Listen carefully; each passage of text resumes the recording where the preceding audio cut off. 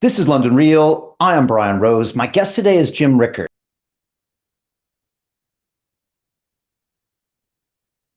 Options in global financial markets. You are a former advisor to the Pentagon, the CIA, and the U.S. Treasury Department, where you were called upon to simulate global financial war games and stress test the American economy.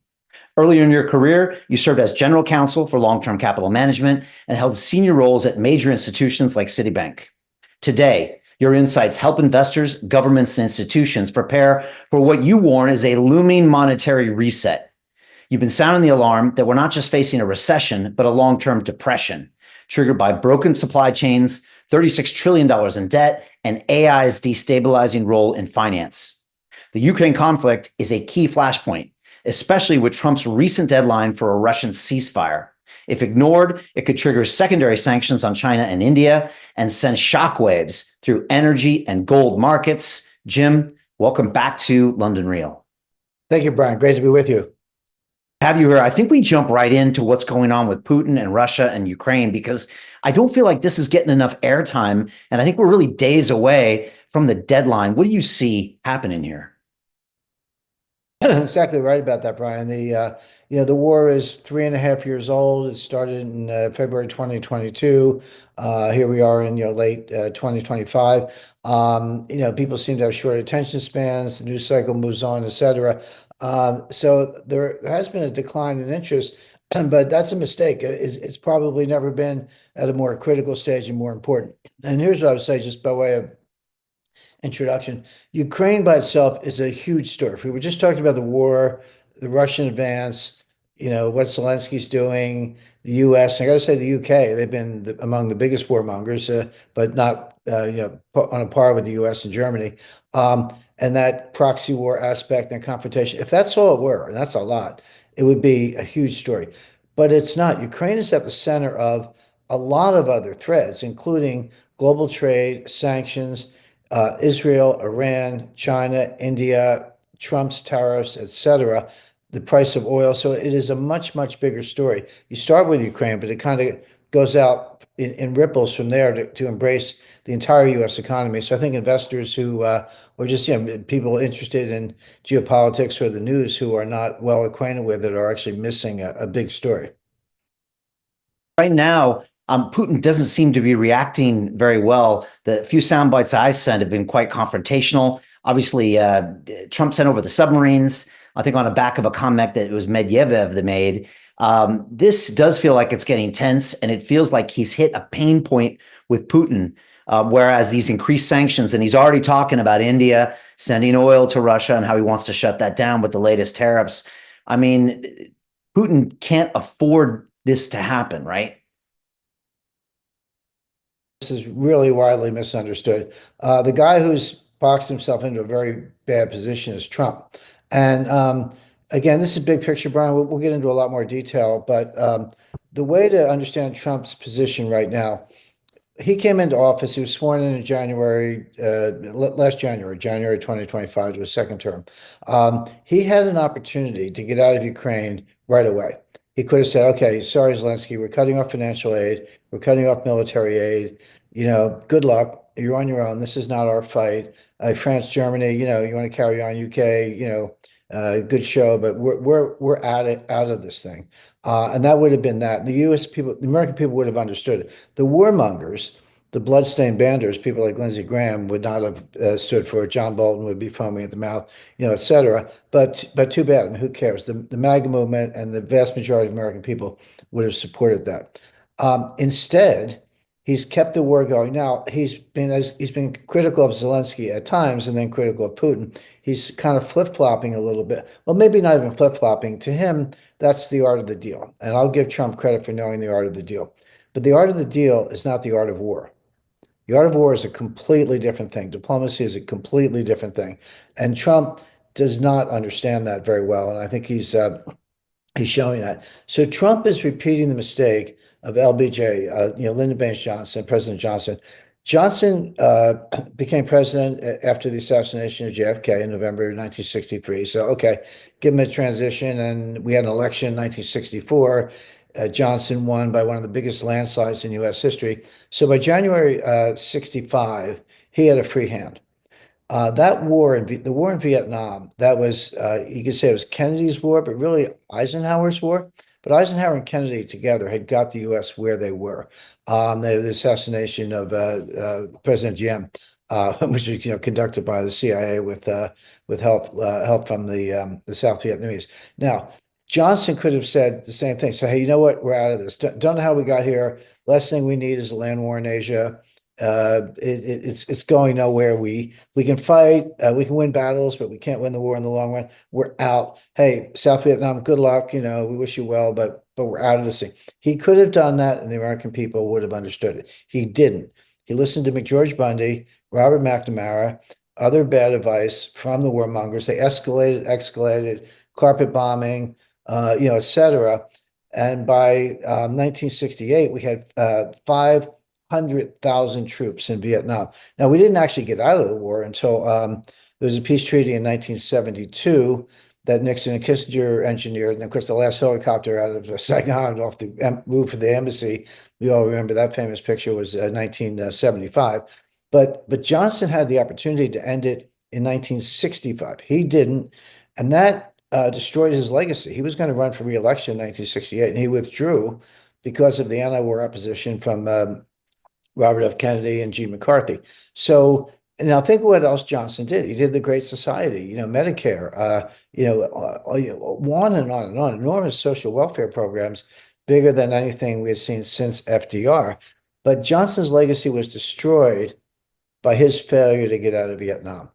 Trump's legacy, MAGA, the one big beautiful bill, tariffs. I'm a big supporter of Trump, by the way. I think he's doing a lot of things right in the U.S. economy. That legacy is in danger of being destroyed by Trump's failure to get out of the war in Ukraine. So that's kind of where we are. We're at that turning point. But Trump has made this has now become Trump's war. I said this, I was doing another interview with a kind of a MAGA channel the other day, and the host interrupted me. He said, hold on, Jim, did you just say this is Trump's war? I said, yes, he's crossed the threshold. This is now his war. We'll see how he handles it from here. But he failed to get out when he had the opportunity. Now he's getting in deeper and deeper, and it's going to get worse and worse. Now, Jim, he had Zelensky in the White House, and Trump was still fairly new to the administration, and it felt like he really was going to end it. And then it felt like there was this turn. It felt like when he went to the Vatican and he met him there, or maybe he was in the ear of some other leaders, but it seemed like he decided to keep it going. And I just didn't understand why, because he doesn't require the funding of the arms makers, or is it that other members of Congress put the pressure and said, we've got to keep this up? It never computed for me. It's first of all, your description is exactly right, Brian. He did pivot. He pivoted in favor of the war. That was fairly recent. And that's when I said it's not Biden's war anymore. It was Biden's war after Trump was sworn in. It was Biden's war for several months. No one disputed that. It has now become Trump's war because of the pivot. Your description was exactly right. But you point to the bigger question, which is why. Yes, some members of Congress, it's Lindsey Graham and some others, Tom Cotton, but it's really people around the White House. It's people in the Trump inner circle, not all of them. If you said, who's got this right? Who wants to get out and keep out? It's J.D. Vance and well, anyway, J.D. Vance primarily. I'm sorry, Pete Hegseth. J.D. Vance and Pete Hegseth have it right. The people who have it wrong, I would say Marco Rubio, General Keith Kellogg, who's one of his top advisors and envoys to Ukraine, Mike Waltz, who was briefly the national security advisor. He's now ambassador to the UN, but he's still around. He's still part of that inner circle. And even Steve Miller, who was pretty sound. Usually, I agree with him. Came out the other day and was critical of Russia. So there is a group around Trump who are pro-war. They're the neocons. Now, again, Trump just doesn't have a lot of experience in this. I know he was president for 4 years. I get it, but he was so caught up in the Russiagate and the impeachment and the COVID and a lot of other things that kind of, really destroyed his first term. He's learned lessons from a lot of that. He's doing much better this time, particularly on the economy. But these neocons have not gone away, and they're still around, and they're tipping him towards expanding the war. Now, the biggest, I'll say, delusion, because we have a lot of evidence to the contrary, are the role of sanctions. Now, I happen to be an expert on sanctions. I did this for the intelligence community for 10 years. I put a special committee together for the Committee on Foreign Investment to the United States. I did a lot of intelligence work related to that. I worked with the National Intelligence Council and the CIA. I said that the sanctions would not work when they put them on immediately in February 2022 after the special military operation. Biden put on sanctions. I teach a class in financial warfare at the U.S. Army War College and down in Carlisle, Pennsylvania. And I taught that class in April 2022. So it was really just a few weeks after the invasion and after the sanctions were put in place. And I told my class, it's a small group, about 13 people, mid-career officers, lieutenant colonels, brigade commanders, Navy commanders, and others. I said, well, here's the thing. Here are how the sanctions work. They're all going to fail. The Russian economy will prosper. The Russian ruble will be fine. And this will cost the United States more than it costs Russia. It's all going to backfire on us. And I got a lot of pushback. I mean, it's seminar style. So, you want the pushback, you want the give and take. They were all gung-ho, we're going to win the war, and all this stuff. And I said, no, I've seen enough of this. This is not my first rodeo, so to speak, and these are going to fail. A year later, in May 2023, I taught the course again. And I said, let me tell you what I told last year's class. And I told them, and I said, I was right about everything. The sanctions have failed. The ruble is strong. And today, Brian, I mean, this was true 2 years ago, but it's true today. The Russian economy is outperforming the U.S. economy. The Russian ruble is stable against the U.S. dollar. Remember Biden, banging the table. The ruble is going to be rubble. The ruble is going to be rubble. It's not. It's actually a little bit stronger against the U.S. dollar. The U.S. stole $300 billion of U.S. Treasury securities that were lawfully purchased and owned by Russia as part of Russia's reserves. Russia had about $600 billion in reserve positions. About half of it, $300 billion, was in U.S. Treasury securities and some mortgage-backed securities, but U.S. dollar denominated, mostly held on deposit at Euroclear, which is the biggest clearing organization in Europe. By the way, Euroclear has about $40 trillion of assets worldwide that it holds in custody, but that's where they were. So the U.S. froze them. We do that all the time. We're really good at freezing your assets. But then we went a step further and began to steal them as collateral for loans to Ukraine, which is completely non-creditworthy, to pay for the war against Russia. So here, Russia's, lawful exports of oil, they earn them dollars that they invested in the U.S. Treasury market, trusting the U.S. and the rule of law, have been stolen and converted into loans to finance Ukraine to fight Russia. So it's almost like Russia's paying for the war against themselves. That has implications for the U.S. Treasury market that we can talk about. The smartest thing Russia did, and this the head of the central bank of Russia is Elvira Nabiullina. I always say she's the only central bank in the world who really understands her job. But she began in 2009. It's 2009, 15. So this was 16 years ago, to buy gold, physical gold. And Russia got to the point where 25% or $150 billion of their 600 billion in reserves was in physical gold in Russia, not anywhere else. You cannot hack gold. You can't trace it. You can't freeze it. You can't do anything with it. It's not even a molecule. It's an element, atomic number 79. You can melt it down. It's untraceable. So that was smart. Now here's one of the ironies. I love these little ironies. So we steal 300 billion from the Russians, right?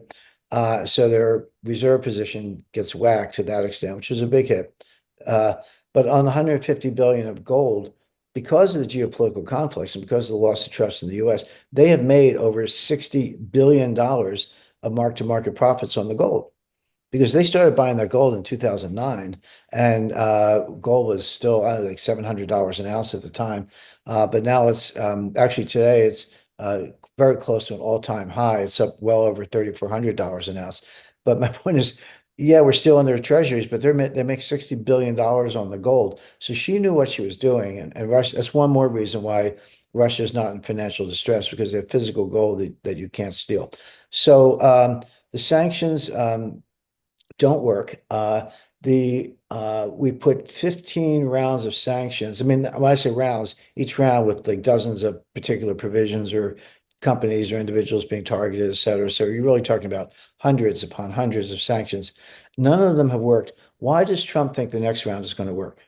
I Okay. mean, you've been failing for 3 years with hundreds of sanctions.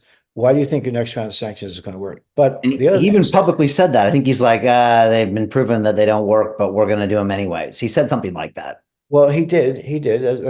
That's some self-awareness anyway, but that is the case. But now Trump has gone further and he's boxed himself in by giving Putin an ultimatum. Now, ultimatum is not a throwaway word. It is a hugely significant term in diplomacy. I don't think Americans are very good at diplomacy anymore, but the Russians are. Sergei Lavrov, the foreign minister of Russia, is the master. He's the best at it in the world. There are a couple other good ones, but Sergei Lavrov understands this. When you give somebody an ultimatum, what you're saying is either do this by a certain date or it's war. And that's what an ultimatum is, or some very, very bad consequence. So first, there was some weeks ago, Trump said, I'm giving Putin a 50-day ultimatum. Yeah. He's got to do an unconditional ceasefire within 50 days, or bad things are going to happen. Trump didn't really spell it out, but we kind of know what's on the list. He said bad things are going to happen 50 days. So a certain period of time went by, a few weeks went by, and then Trump suddenly said, you know what, it's going to be 10 days. It's not 50 days anymore, it's 10 days. Okay, that 10 days runs out August 8th, which is just a few days from now. Okay, so that's the ultimatum. By the way, Putin just shrugged. I mean, Putin's like, Putin's interesting. He's very smart. He's very deliberate. He's the opposite of Trump. He does not shoot from the hip. He does not bluff. And this is one of the biggest mistakes. I don't know why Americans are so ill-informed on Russia, but they keep saying, well, Putin's bluffing, keep pushing. Putin doesn't bluff. He may like what he says or not, but he does not bluff. But again, he's thoughtful, doesn't shoot from the hip. When he says something, you know it's been given a lot of consideration. Now, Medvedev is like the attack dog. Okay, he was president of Russia for a few years, and he's still around. He's a deputy head of the of their equivalent of our National Security Council. So he has a big role.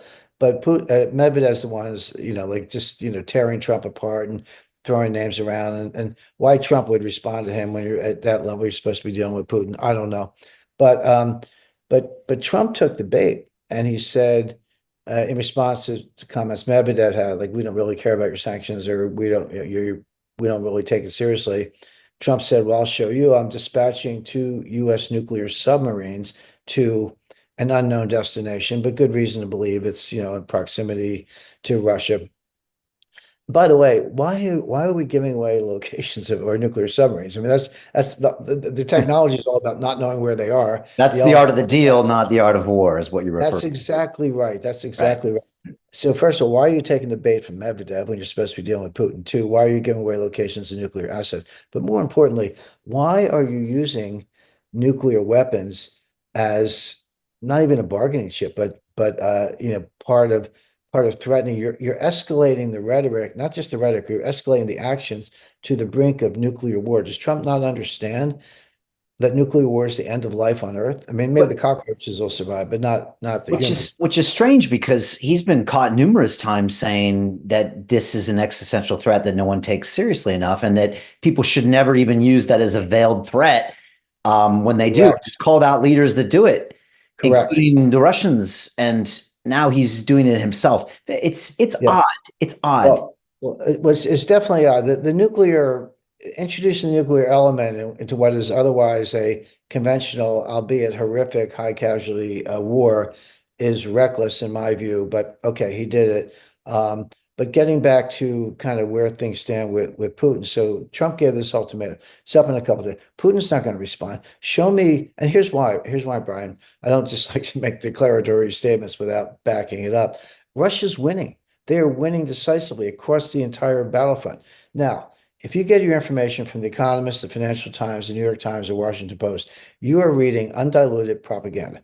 They have a narrative about the war's a stalemate because it hasn't moved very much. It's not a stalemate. You have to understand the Russian way of war. Like right now, their main objective is a city called Pokrovsk. Now, Pokrovsk it's a decent sized city, but it's a logistics hub. The highways, the railroads, et cetera, that run through it it's highly networked, and it's the way that Ukraine supplies their troops along the entire front. You run it to Pakrovsk, and then you move it to someplace else. You take that, you basically it's like ripping the heart out of the Ukrainian effort as difficult as it is. They're suffering in a lot of other ways. Okay, but how does Russia do it? They've spent the past year taking every village and town completely around it. They've surrounded it. So then when they surround it, and they did this in Bakhmut, they did this in Avdiivka, they've done it in Chasiv Yar, which just fell to the Russians in recent days, even though that battle's been going on for a year. So by doing that, then when they go in for the kill, there's no way out. The Ukrainian troops can't escape. They cannot resupply. And basically Russia says, surrender or die. We'll give you the ability to surrender, and you'll go to a prison camp, a prisoner of war camp in Russia, but that's a choice. But if you want to fight, you're fighting to the death, and they do. This is what happens to the Kursk. When Zelensky invaded Kursk, which is part of the Russian Federation. That's not Ukrainian territory. That took about a year, but the Russians killed them to the last man. They couldn't get out. That's going to happen to Pokrovsk. So you say, okay, if you're the New York Times, well, nothing moved in a year. Well, actually, something moved. They surrounded it. Now they're going in for the kill. This is where the Western, Financial Times type propaganda is basically lying to audiences and around the world, really, but UK and US in particular. But So is it true that Putin can't continue this forever? I know the economy is growing, but will it get to a point where it isn't sustainable anymore? it's totally sustainable. And Okay. let's turn to that. Really good question, Brian. So by the way, I had a conversation with Peter Navarro. He's the trade and manufacturing czar in the White House. Yeah, we've had him on the show. Yeah. Peter's a great guy. So not long ago, and I he's like a conversation with him is like an oral exam and a PhD oral exam. He's like it's really tough, and he asks really hard questions, which is fine. But he's got the professorial aspect of it, but a really good guy.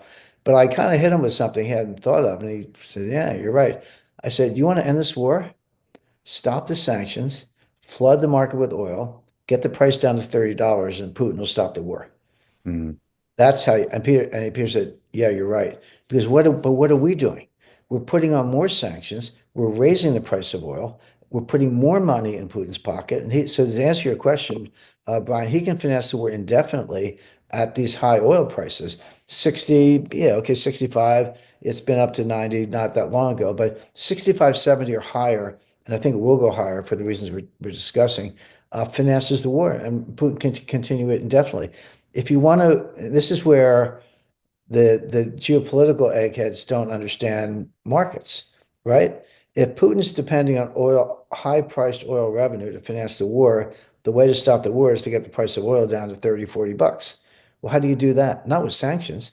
Take the sanctions, let Russia pump as much, let Saudi Arabia pump as much. US open up the federal lands, open up the Gulf of America, offshore drilling, Alaska, flood the market with oil, get the price down to 30, $40, and then Russia will cave, but not before. Mm. So now let's just take that thread a step further. So I talked about, okay, what's Trump going to do on August 8th? What's he going to do when this ultimatum runs out?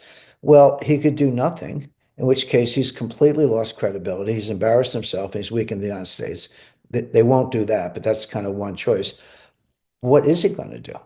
Well, one thing it could do is increase arms shipments, okay, to Ukraine, because US has been dialing those down. All right, let's talk about that.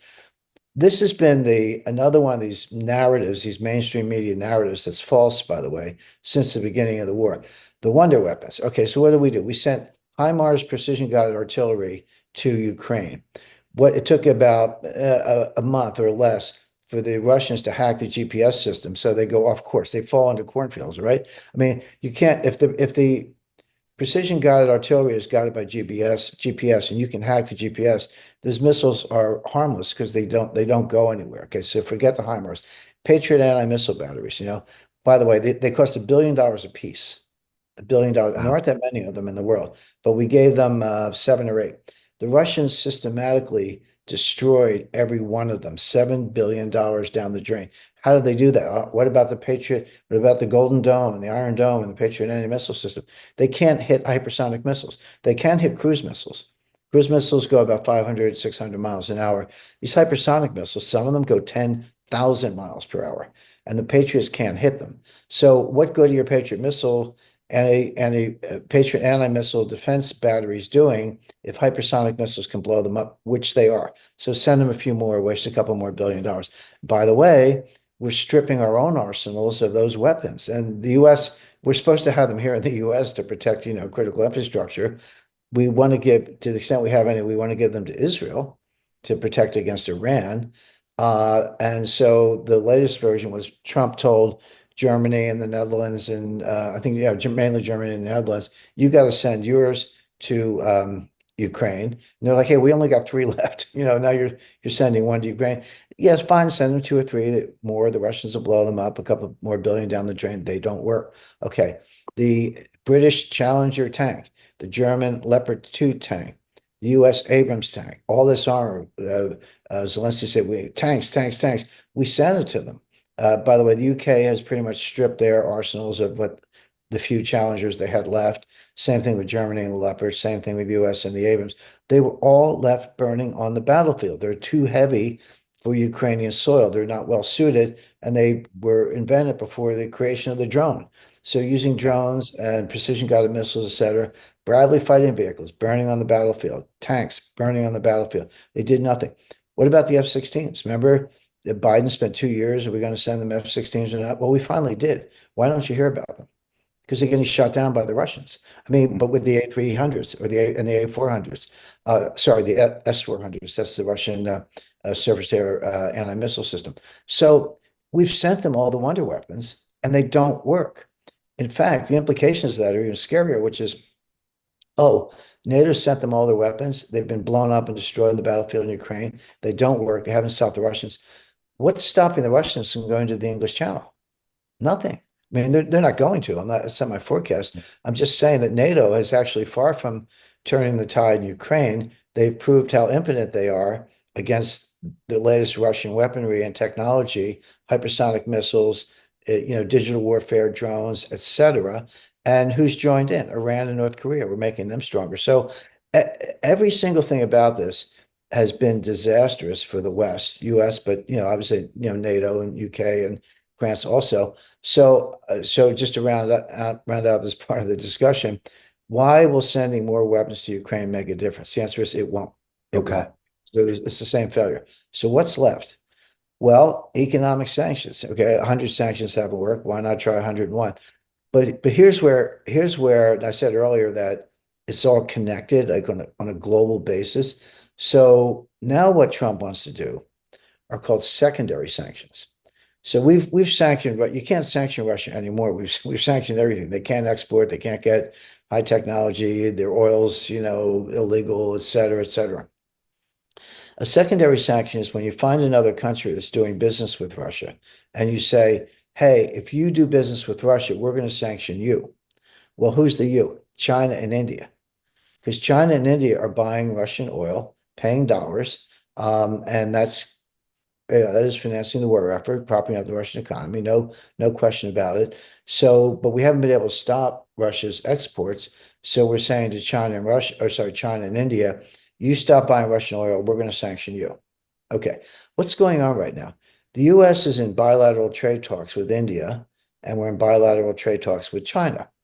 Okay, if you're India and China, you're sitting there saying, how can I do a deal with the US? You may be a couple of days away from throwing 200% tariffs on me because I'm buying Russian oil. Why are we quibbling over 50% or 20% tariffs? Why should I do anything with you when I don't know what's coming on Friday? Well, the answer is they won't. So the failure of the Indian and Chinese trade talks so far is not because they don't want to talk or they don't know how to make a deal. Of course they do. It's because they're in the crosshairs of secondary sanctions because they get oil from Russia. And how on earth could you agree to any deal if you don't know that Trump's going to smack you with 200% tariffs the next day? It would be ridiculous to make a deal. So this, again, sorry to go on, Brian, but I'm trying to show how from Ukraine to Russian oil exports, imports by China and India, which those countries need to run their economies, to primary sanctions that have failed, military aid that has failed, now to secondary sanctions, which will also fail, but they'll fail in a more spectacular way because they're going to blow up normal bilateral trade talks. I mean, this whole thing is a mess. They have not, by the way, I tell this to people in the Trump administration. I get a hearing, but it doesn't seem to change the analysis. That's an incredible breakdown, and now it makes more sense that these talks are sluggish for both China and India. Just a quick question: when you were talking about the military, this highly advanced drone digital army or force. You mentioned first of all that nothing's going to stop the Russians from going across the channel, but the intellectual property they're developing. I mean, I've read some of the articles in the journal, which I'm sure don't even do it justice.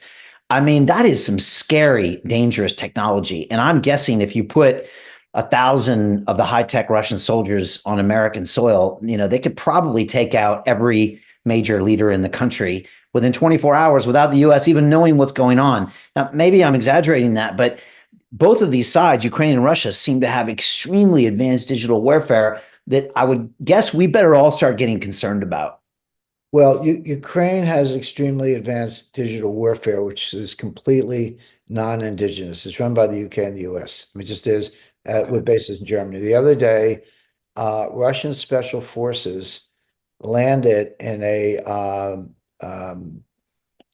not really a covert operation, but a commando operation is a better way to put it, west of Odessa. Now, the Russians don't control that part of the coastline. That's still Ukraine, but they sent their special operations team west of Odessa, closer to Romania, to take out a Ukrainian command center, and they captured two British officers who have been identified and an MI6 asset who has not been identified. But two soldiers in uniform and one MI6 spy are now Russian prisoners. Wow. So, okay, here we are, World War III. I mean, the US and the UK have been, the French have been denying that we have access there. Of course we do. Of course, the CIA has, stations all over the place, operation centers all over the place. So does MI6. So does the UK military. But all the satellite surveillance, the computer capability, the targeting capability, et cetera, all comes from the US and the UK. They're very good at this. Maybe stuff's getting launched from Ukrainian soil. Maybe some Ukrainians play a hand, but they don't have that indigenous capability. So you say the Ukrainians look fairly sophisticated. You're right, but they're sophisticated because they have the US and the UK behind them. So Okay. that's the first. The Russians, on the other hand, have done it completely themselves. They're way ahead of the US. The US doesn't have a hypersonic missile. We don't have one. Now, we're working on it. Okay, a little late. By the way, there's another dirty little secret. The stuff we're sending to Ukraine, and I mentioned HIMARS, F-16s, Bradley fighting vehicles, and a lot else. All that stuff, The old stuff. it's old stuff. It's first of all, it's 80s technology. So it's 40-year-old technology, and it's coming out of inventory, meaning we're giving them the used car lot. The money, when they say US is spending $200 billion on weapons for Ukraine, what we really mean is we've shipped them, notionally $200 billion worth of used garbage, and we're spending the $200 billion to crank out new stuff for ourselves. But here's the problem. Why would you want a new Patriot anti-missile battery? Why would you want a new Abrams tank? They've already proved that even if they're brand new off the assembly line, the technology is obsolete. We need to start over and rebuild the US military from the bottom up with new technology. We can do it, but it'll take 5 years. So we're just behind the 8 ball for at least the next 5 years. And you're absolutely right. The Russians are way ahead of us in all those respects. When I read those on the ground reports, it's like fascinating. It's like a whole brand new kind of warfare where the tanks don't dare get near the front lines. They'll get taken out. Individual soldiers are now getting taken out by drones. It's that cost effective. And like all these tactics have completely reversed. They got the ground-based drones. They've got the ones that don't need radio signals. I mean, it's pretty mind-boggling. You're exactly right. Yeah. Which is one more reason that the Russians are winning. So now getting back to the other side of the ultimatum, Putin's supposed to agree to an unconditional ceasefire. And we talked about how they're winning and why they're winning across the entire front. Not much standing between Russia. I said they could go to the English Channel. They're not going to, but they probably could. But they're at least going to go to the Dnieper River, which kind of runs down the middle of Ukraine. And there's very little to stop them at this point. But so Putin's supposed to agree to an unconditional ceasefire. First of all, that's a fraud because Ukraine will not respect the ceasefire. They'll use the time. If you had it, it's not going to happen, by the way. I should be clear about that. But if it did, Ukraine would use the time, stock up on weapons, rotate the troops, give them some R&R, recruit more, kidnap more 16-year-olds off the street because that's about what they're doing these days to continue the fight. So they would not use it in good faith, number one. But number two, show me a winning army in the history of the world that agreed to an unconditional ceasefire. Mm. Doesn't happen. The loser will take a ceasefire, or if like I say, if you've been beaten, you'll agree to it. German army at the end of World War One, the armistice. That was not a peace treaty. The peace treaties happened from 1919 to 1922. But what happened in 1918, November 11th, 1918, was an armistice, which is roughly the equivalent of a ceasefire. But the people who agreed to it were the losers, which were the Germans. Same thing here. So yeah, Ukraine will sign up for that because they want to buy time. But why should the Russians? Why would you ever? Okay. All right. So we're going to watch. Probably Trump will do some symbolic things. Putin won't respond, and it'll just be back to business as usual. Well, I wouldn't say symbolic. If you put secondary sanctions on China and India because they're buying Russian oil, and you try to eliminate the Russian ghost fleet of tankers, what they do, the Russians will fill a tanker with oil, send it out. They'll turn off their transponders, turn off their GPS, paint the back of the vessel so you don't know where it's from, and it'll meet another vessel at sea, and they'll transship the oil and then send it to China. That's going on. It's going on every day. The other big thing is we're going to cut you out of the insurance market. The Russians are not going to be able to go to Lloyd's of London and get insurance on your transshipment.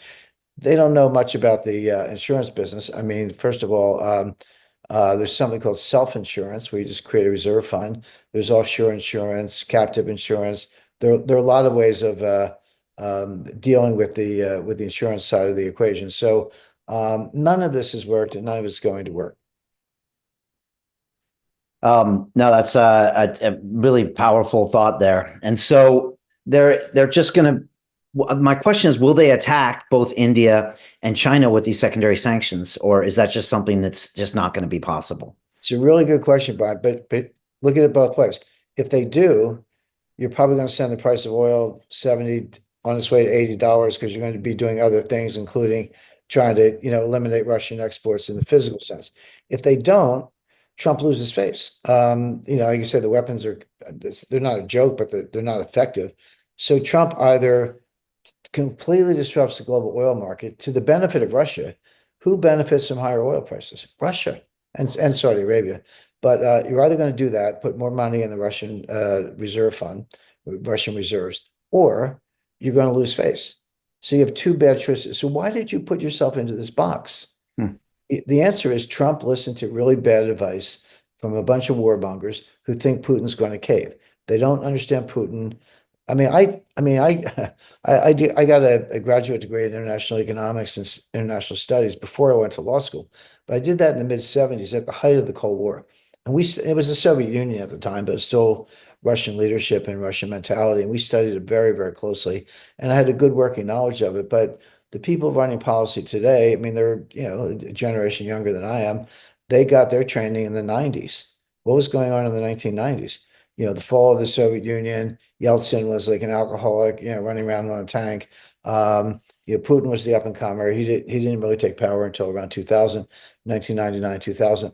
But Russia in the 90s was the Wild West. I mean, there was no law and order. It looked like it was imploding internally. That was not an exaggeration. So the US scholars at the time said, oh, this is easy. We can break up the Russian Federation. We can loot the place. We can make them just like us, make them, dance to our tune, etc.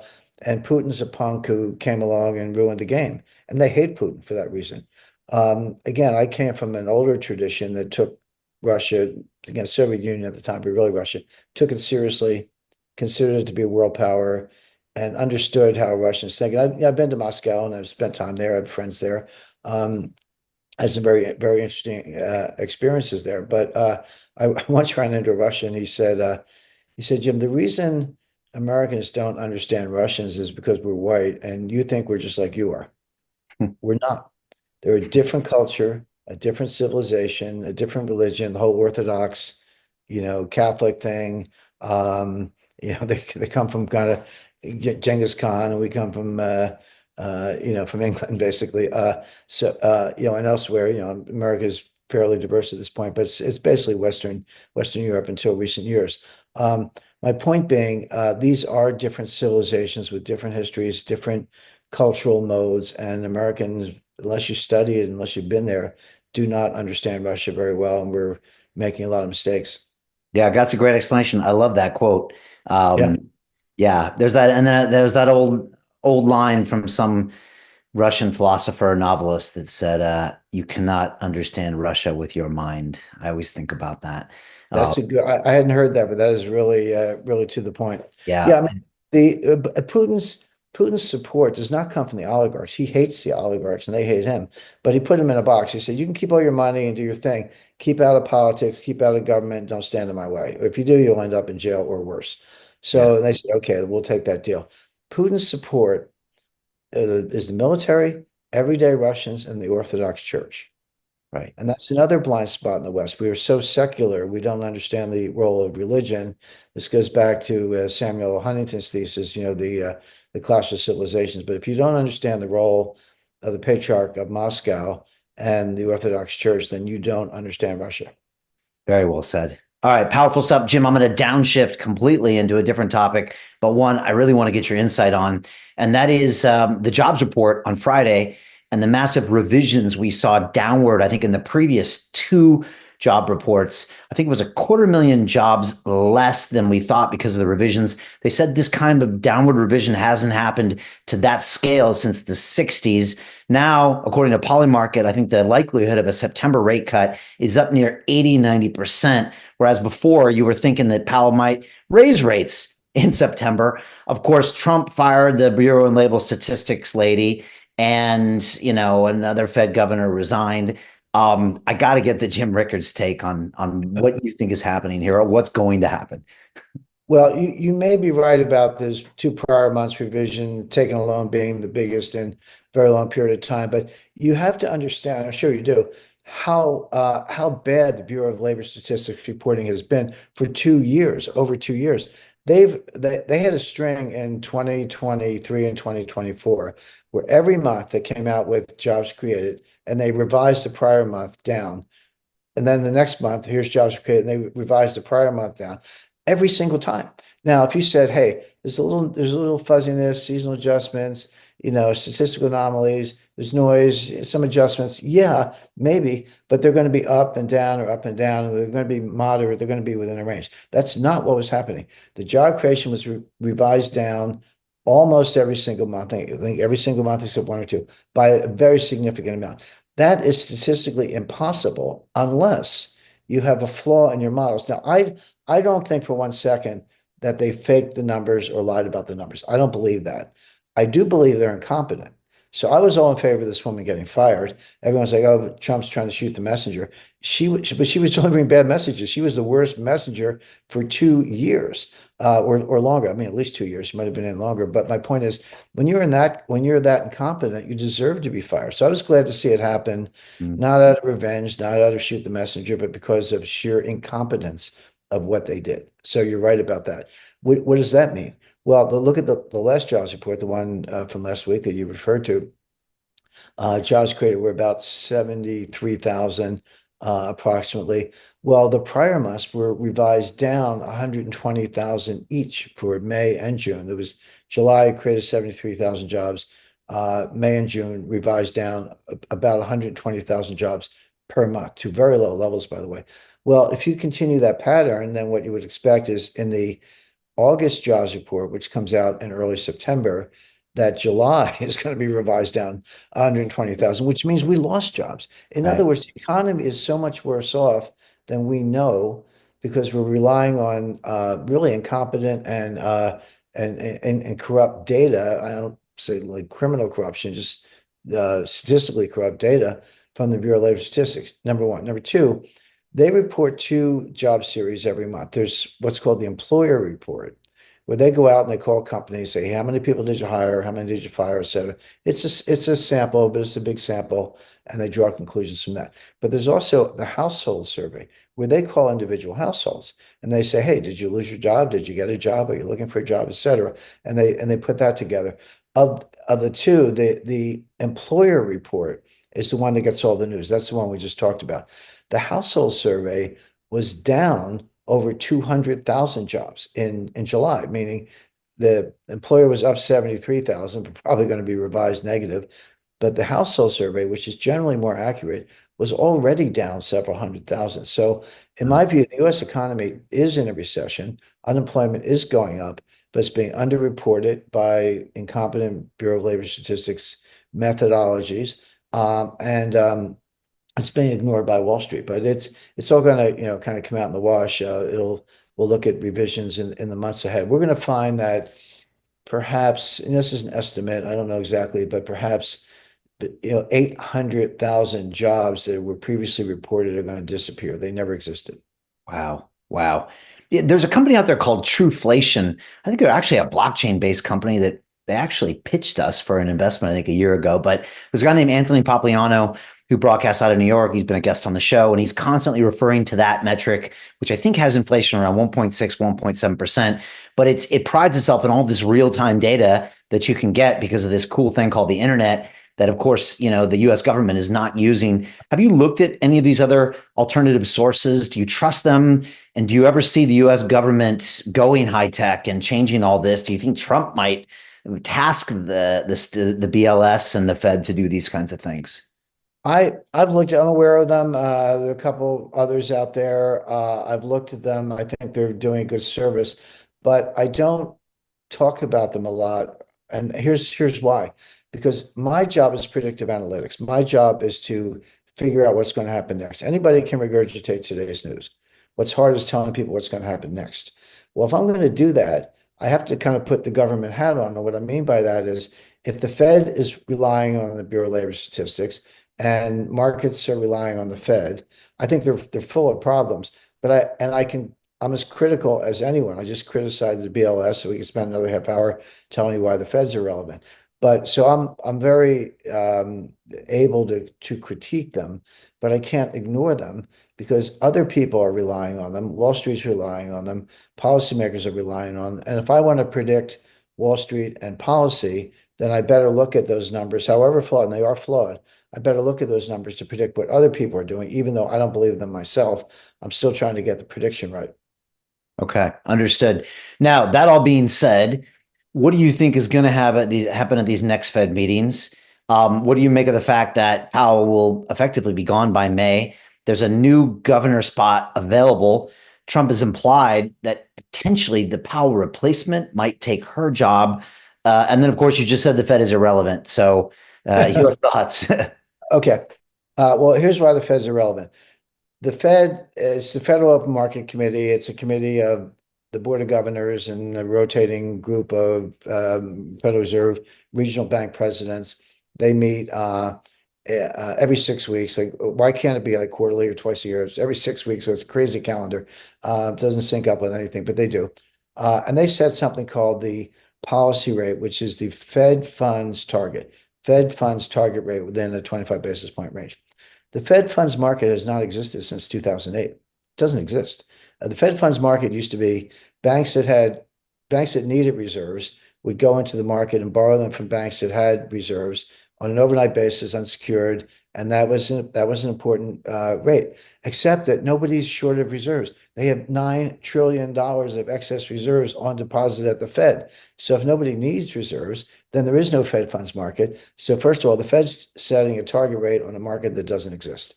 I mean, people don't understand that, but it's true. So let's start there. That's the first reason they're irrelevant. Okay, what are actual short-term rates? Forget about the Fed target rate. What are actual short-term rates? Well, I would look at the 4-week Treasury bill. It's very short-term, very liquid, very safe. It's as safe as you can get, or something called the Secured Overnight Financing Rate, SOFR, SOFR for short. It's kind of the repo rate. That is a secured market, but it's basically the overnight repo rate. Those are the two most liquid short-term interest rates that exist in the real world. They actually do exist. Both of those rates today are lower than the Fed funds target rate. So rates are already down. Trump's banging the table, lower rates, lower rates. The Feds would, if anything, lower rate for a market that doesn't exist. And meanwhile, the markets that do exist are already lower than the Fed. So rates are coming down. And by the way, those rates are dropping even more. So I would say to Trump that you already got what you wanted. Rates are lower than you may realize. Someone should explain this to you. But more importantly, what's so great about low rates? The idea that low interest rates are stimulus is nonsense. That is absolutely not true. There's no research that supports that. Low interest rates are associated with recession and depression. When did we have zero interest rates? 2008 global financial crisis. When did we have a sustained period of interest rates below 2%? The Great Depression in 1929 to 1933. In other words, there's nothing great about low rates. A healthy economy, you would expect rates to be like 5.5%. You got a lot of borrowers. The banks are willing to lend. Borrowers want to borrow because they see investment opportunities. If I can make 10%, I'll borrow at 5%, leverage it, 4 to 1, make 25% returns. That's what a healthy economy looks like. Rates are higher, not lower. So Trump doesn't seem to understand that. Rates are going down, by the way. Short-term rates are already below the Fed target on the thing that doesn't exist. And longer-term rates are starting to go down. They've been the yield to maturity on the 10-year Treasury note it's been in a range. It hasn't, by the way, the bond vigilantes don't exist. I was around when they were created. The bond vigilantes have not saddled up since the 1980s. Okay. So forget that's just another one of these Wall Street narratives to What throw do you you mean off. the bond vigilantes? The bond vigilantes, they did exist in the 1980s. These were people when they saw federal finance, budget deficits too high, too much borrowing, et cetera, not enough liquidity, they would short the market and make interest rates go up. And they became known as the bond vigilantes. And they had a huge influence on Bill Clinton in 1993. And Bob Rubin said, warned, who was Treasury Secretary, warned, well, he was a National Economic Advisor and then later became Treasury Secretary. But he warned Bill Clinton about this. And Bill Clinton was like, hey, I just became president of the United States and you're telling me I got to listen to the bond market? And Rubin said, yeah, you do. So that was the heyday of the bond vigilantes. And that was all real. Everything I just described happened. But it was, what's it, 22 years ago? No, 32 years ago. So the point is, there are no more bond vigilantes. Interest rates are coming down. The yield to maturity on the 10-year Treasury note has been trading in a narrow range between 4.25 and 4.5. Up one day, down the next, but it's been in that range. Any technician can tell you when you're in a range, that's a signal that it's going to break out. Now the question is it break out up or down? I'm talking about rates. It's going to break down. It's going to break down a lot, meaning you could see 2.75, or 3% or less. In other words, on the 10-year note, which means huge capital gains on the 10-year Treasury note. But that's so if you're holding 10-year Treasury notes, or if season to taste, if you like 5-year notes or 2-year notes, that's fine. You're in for significant capital gains as rates go down. Bond math, rates down, prices up, and vice versa. So you're set up for that. But it's this idea that the 10-year note rate's going to 5-6%. That would be the bond vigilantes. No, it's nonsense. There's a shortage. I mean, people are desperate to get that to get Treasury notes. So it's going to go down. But here's the key thing, Brian. It's going to go down for really bad reasons because the economy is slowing down. Right. Now, it's interesting. There's a few people now, even in the mainstream, financial news, that is asking that question. Well, wait a second. Why do we equate lower rates with the economy getting better? And then when they've been looking back, it doesn't always, or maybe never has, equated in that. So I'm really glad you brought that up. Well, meanwhile, we see the stock market continue to make new highs. I saw a chart today that Mark Andreessen posted from Andreessen Horowitz, and he had the S&P 490 versus the S&P 10. Yep. And it was a pretty cool chart where you Yeah. could see the 10 wildly outperforming those. What's your read on stock market and future? Well, Andreessen is exactly right. Of course, I mean, the data speaks for itself. But most people buy index funds. They're not, the day of the activist trader, the active trader, whatever, pretty much gone. Some people sit around in the kitchen and do the kind of research, but the everyday American, the 401k or the IRA accounts, whatever, they just buy the index fund. So Andreessen's right, but the index is going up, and so they're making money. They don't need the breakdown. It's absolutely a bubble. maybe one of the biggest in history.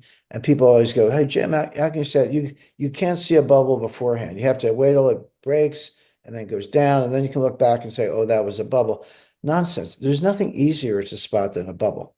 What's hard is knowing when it's going to break. That's really difficult. And I would not go out and short the index today because it could go higher. The bubble could get bigger. I always say you can lose a lot of money being right.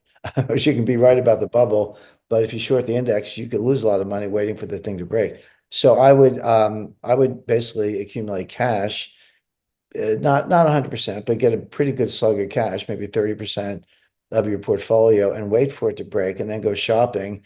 And by the way, guess who's doing that? Warren Buffett. Okay. Berkshire Hathaway has a third of $1 trillion in cash, over Yeah. $330 billion, third of $1 trillion in cash. Why? Because he sees what I see. He sees what we're talking about.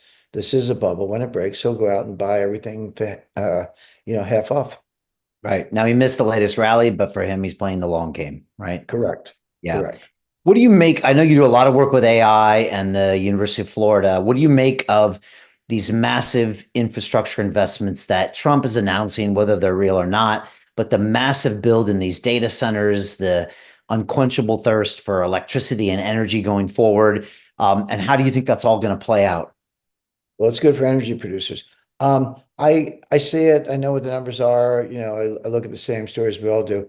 I don't get it. So some of these companies are spending 75 to $100 billion building AI data centers, which are more than just computers. They are computers, but the chips, but you need the cooling systems, you need the water, you need the energy, Bill Gates is talking about, why don't we reopen 3 Mile Island? It's like, oh, really? Mr. Green New Scam wants to reopen a damaged nuclear power plant. Well, okay, that tells you something. Um, but but I don't understand getting rewarded for infrastructure spending on something that hasn't produced any revenue. I mean, it's just they say it will. They're betting it will. Wall Street loves the narrative. I understand all that, but I don't see where you're going to make any amount of money that gives you a decent return on the expenditure. So this is how crazy it is.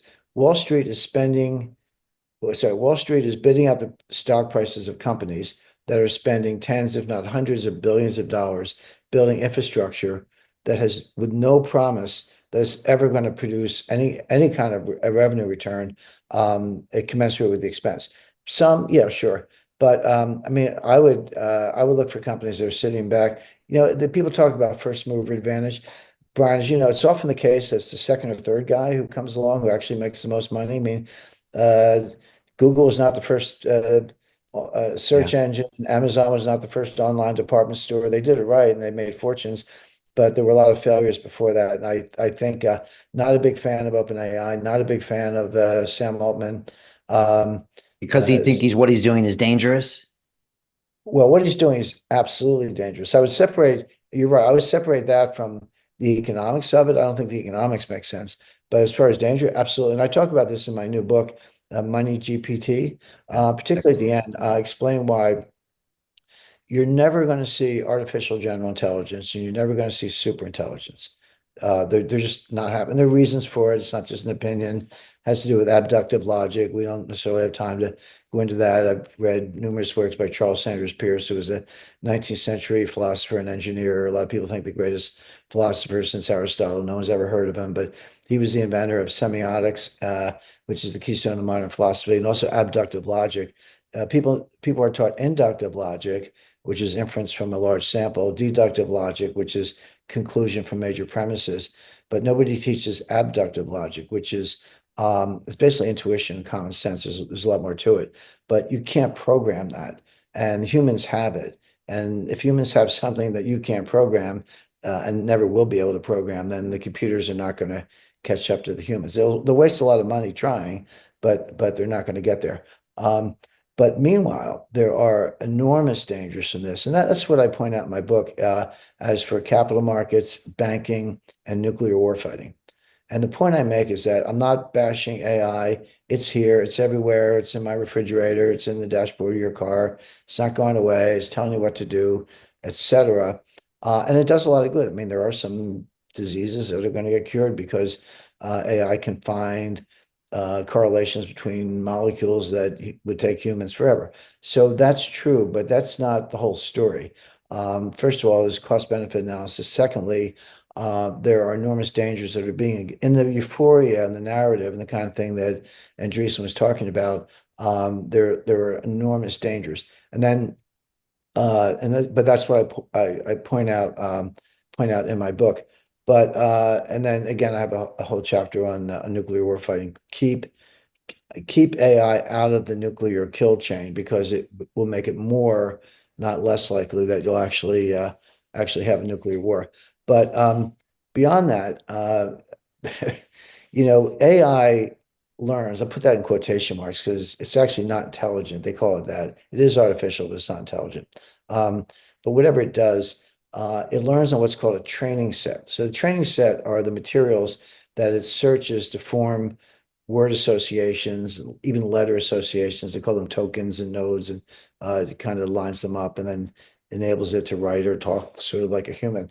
Um, and you can buy the whole internet. I don't know how much it costs, but you can buy every page on the internet if you want to use it as your training set. Most of them are curated or they're smaller than that for specific purposes. But here's what's going on. A couple things. Number one, as AI becomes more and more widespread, it's producing output that goes into the training set that the future AI trains on to produce AI.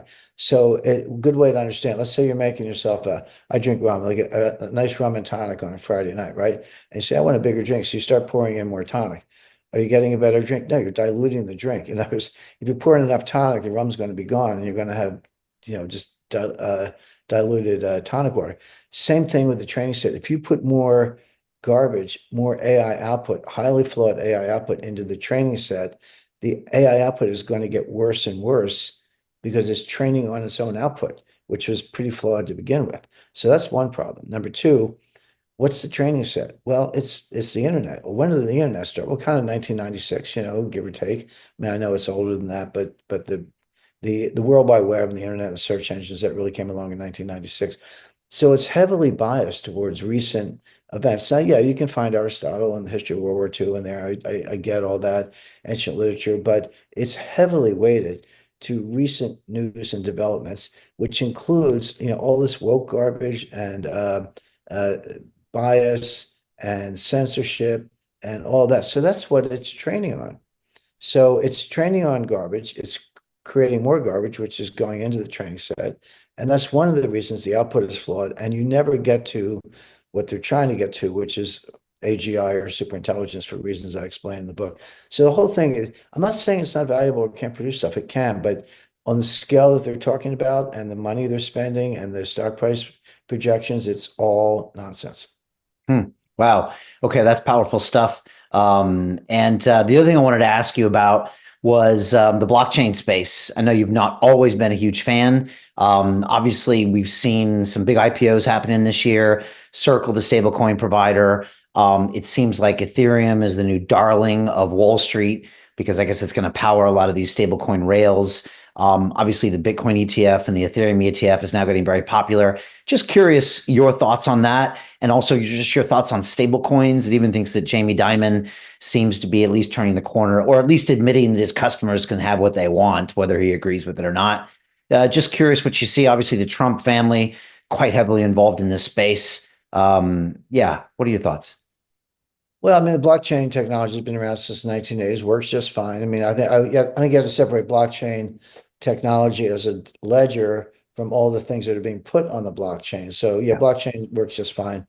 Probably is the future of a lot of record keeping, et cetera. It already is. It's sort of already playing that role. Very easy to hack, by the way. I did some work for the U.S. Special Operations Command when ISIS was using Bitcoin as one of their currencies. They had Bitcoin and gold. It was kind of interesting. They were at the two ends of the spectrum, but it's a lot easier forensically to hack than people realize. So I'll leave it at yeah, that. yeah. But beyond that, uh, what can I say? I still don't see the use case. Now, by the way, I'm not a technophobe. I read Nakamoto's paper, in 2009 when it came out. I've been in 100 Bitcoin debates, always win, et cetera. But the I understand the technology and the applied mathematics. What I never understood was the use case? Like what is it? What's it good for, in other words? And so I finally figured it out, and that kind of put my mind at ease. The best metaphor, it's more than a metaphor, it's a casino chip. So I walk into a casino, I put $1,000 down on the roulette table. Croupier gives me my chips. I gamble. I can make money or lose money, etc. When the night's over, I take my chips to the cashier, get my money, and walk outside, and I can buy myself a cup of coffee. But if I walk out with the chips, I can't buy anything. Those chips have no value outside the casino.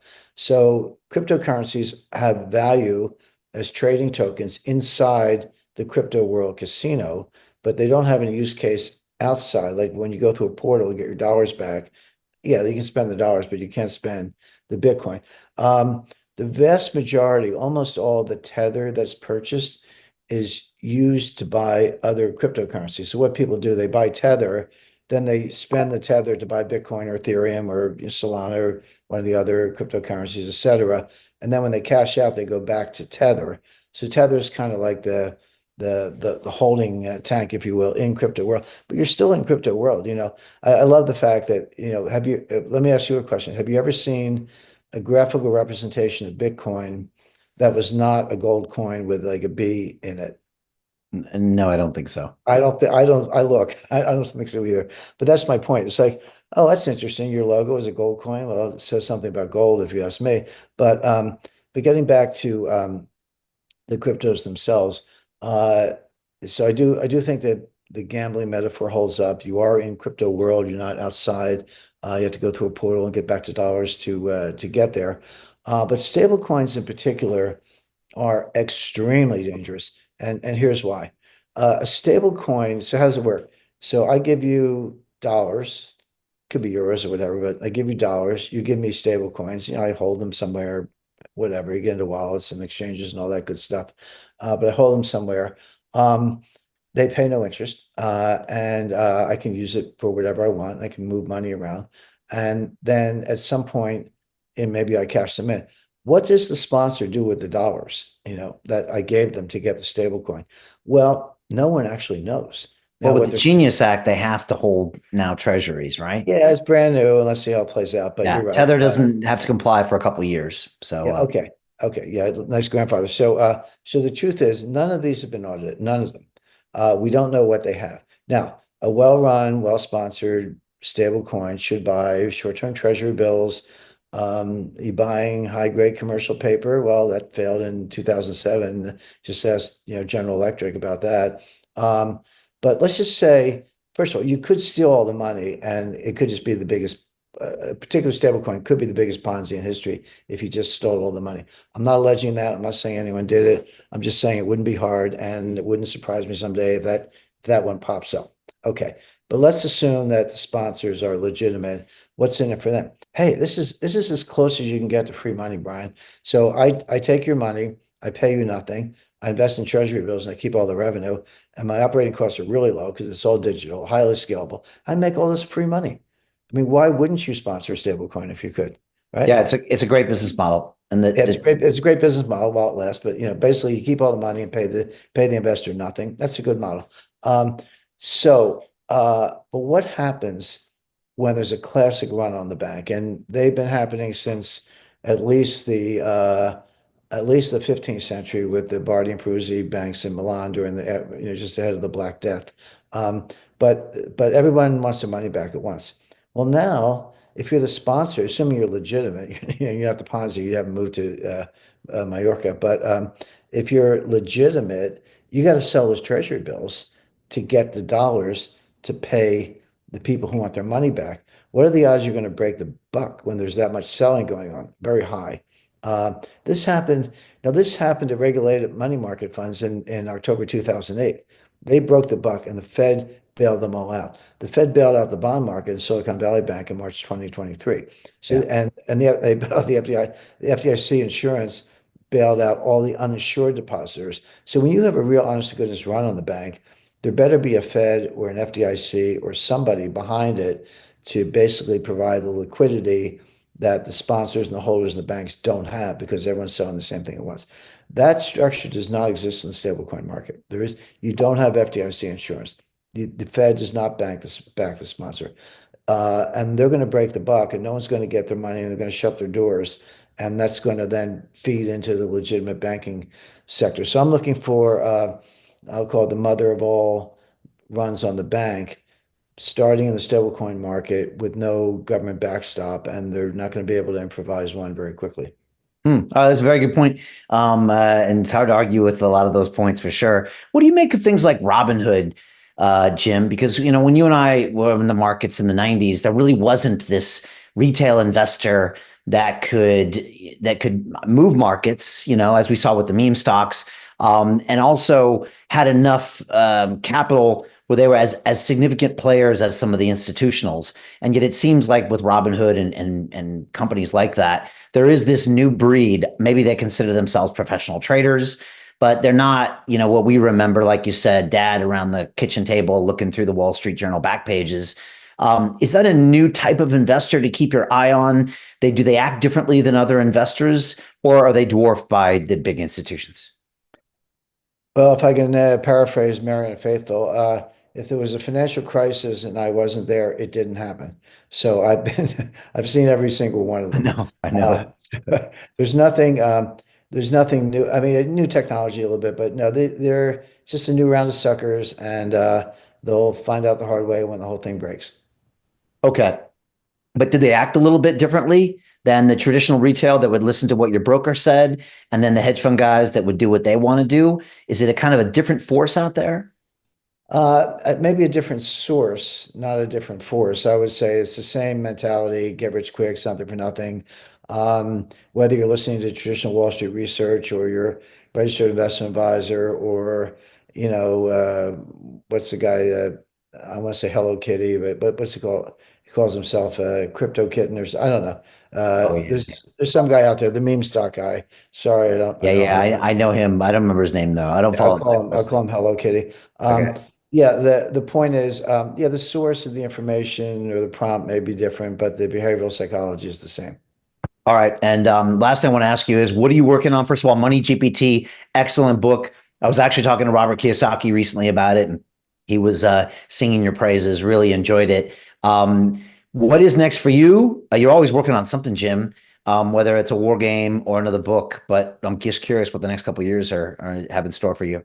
Yeah, good question. I do have a couple book projects in mind, but I've been a little spending most of my time as kind of a caregiver, so I'm learning a lot about the medical profession, living in hospitals. So I'll get around to it, but I do have some thoughts on a new book. I think Maganomics. I call it Maganomics, not Trumponomics, because Trump's the leader of MAGA, but Trump will leave the stage someday, and hopefully MAGA will continue for 40 or 50 years or maybe longer, have the kind of impact that Lincoln or FDR had on their parties. So I think it's not well understood. So there's room for a book that really explains what Maganomics is. Guess last question is, you're a regular on Steve Bannon's War Room, which I'm actually watching a lot lately. I'm actually really starting to like Steve Bannon. I know you've known him for a long time. He's convinced that Trump will be reelected and he will be in the Oval Office in January of 29. Do you think that's possible? It's definitely possible. I mean, it's not that hard to envision. I mean, there are two ways to do it. One is you can amend the Constitution. That's a bit of a long shot, but it is possible. The more likely way is that you would see a ticket of J.D. Vance running for president and Donald Trump running for vice president. Then they would win and get sworn in, and then J.D. Vance would resign, and under the 25th Amendment, Trump would become the president of the United States. That does not violate the Constitution because he would not have been elected. He would be filling a vacancy. And then there's a vacancy in the vice president. Trump can appoint J.D. Vance and they could just carry on. That it's never been done, by the way, but there's no reason why it couldn't be. So you could legally do that. Yes. And then And you'd have to set, what's that? don't rule it out. And And then then you'd have, then maybe Trump only wants to be president for 2 years and he resigns and J.D. Vance becomes president. Who knows? But yeah, I'm a lawyer among other things, and it is possible. yeah, Bannon doesn't want to talk about the details because I don't think he wants anyone to be proactive in trying to stop that. It'd be an interesting one to sell to the American people too, but then again, I guess if you've got a popular vote, then you have it. So Yep. yeah, it'd be fascinating. Jim, thank you so much for the time. Really always appreciate your insights. it's fascinating to see what we're reported to that's happening in the world versus what's really happening under the surface. And we know, like you said, the British and the US papers have been highly biased to just, echo the same narrative that Russia's losing, Ukraine is winning, it's only a matter of time, and the other 3, 4 things on their list. And we just get it ad nauseum to where your brain probably has to really go out of its way to look at things objective. So I appreciate you reminding that stuff and also talking about stock markets, bubbles as well. So thanks, Jim. Always appreciate the time. Everybody needs to go out and get Money GPT and your whole catalog of books. Go all the way back to Currency Wars. I'm guessing Amazon is the best place for those. That's right. All right, fantastic. Thanks, Jim. Until next time, we'll see you then. I feel blessed.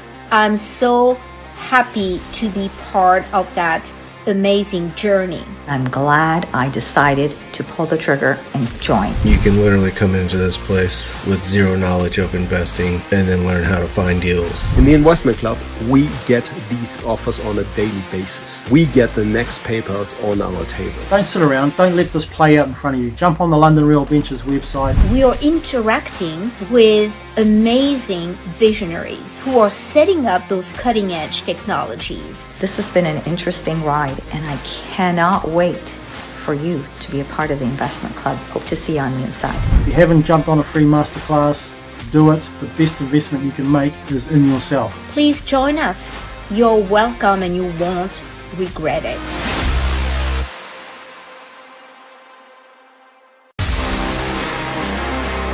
I feel blessed. I'm so happy to be part of that amazing journey. I'm glad I decided to pull the trigger and join. You can literally come into this place with zero knowledge.